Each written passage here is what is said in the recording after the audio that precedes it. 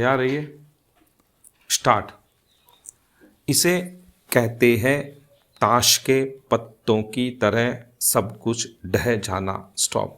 चंद second के झटके तुर्की और सीरिया में हजारों परिवारों को कभी नहीं भूलने वाला दर्द दे गए। स्टॉप। सोमवार को आए विनाशकारी भूकंप में 5,000 से अधिक लोग मारे गए तो हजारों घायल हो गए। स्टॉप। यह आंकड़ा कहाँ तक पहुँचेगा कुछ कहा नहीं जा सकता। स्टॉप। यह सही है कि भूकंप जैसी आपदा को टाला नहीं जा सकता, लेकिन यह भी उतना ही सच है कि इन प्राकृतिक आपदाओं के पीछे इंसान भी एक बड़ा कारण बन रहा है। स्टॉप। मानवीय गलतियां आपदाओं को दावत देने लगी हैं। स्टॉप। चिंता की बात यह है कि सदियों से आ रहे ऐसे विनाशकारी भूकंपों को रोकने की दिशा में अब तक विज्ञान भी कुछ नहीं कर पाया है। जो हुआ सो बहुत बुरा है, लेकिन तसल्ली की बात यह है कि इस त्रासदी में दुनिया इन दोनों देशों के साथ खड़ी नजर आ रही है। भारत समेत दुनिया भर से राहत सामग्री भेजी जा रही है। संकट के इस दौर में भूकंप पीड़ितों की हर संभव मदद करना समय की मांग भी मानी जा सकती है। गृह युद्ध से जूझते सीरिया और आर्थिक संकट के दौर से गुजर रहे तुर्की के लिए यह समय किसी अग्नि परीक्षा से कम नहीं है।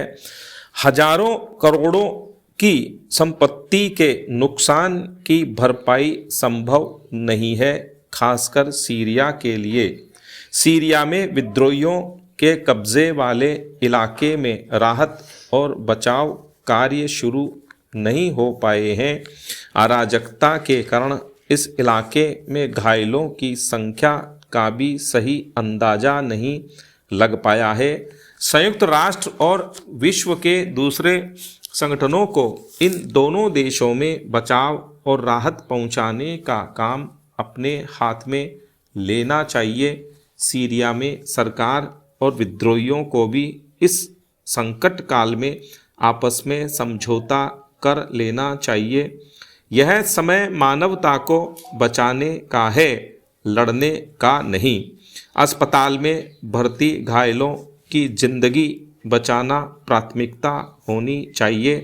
वैज्ञानिकों को भूकंप की सटीक चेतावनी जारी करने पर भी ध्यान देना होगा। अभी तक भूकंप को लेकर सटीक सूचना नहीं मिल पाने के कारण जान माल की हानि ज़्यादा होती है। इस दिशा में वैज्ञानिकों को अपने प्रयास तेज करने होंगे। इस बीच नीदरलैंड्स के एक शोधकर्ता ने दुनिया का ध्यान खींचा है। दावा है कि उसने 3 फरवरी को ही तुर्की और सीरिया में भूकंप की चेतावनी जारी कर दी थी।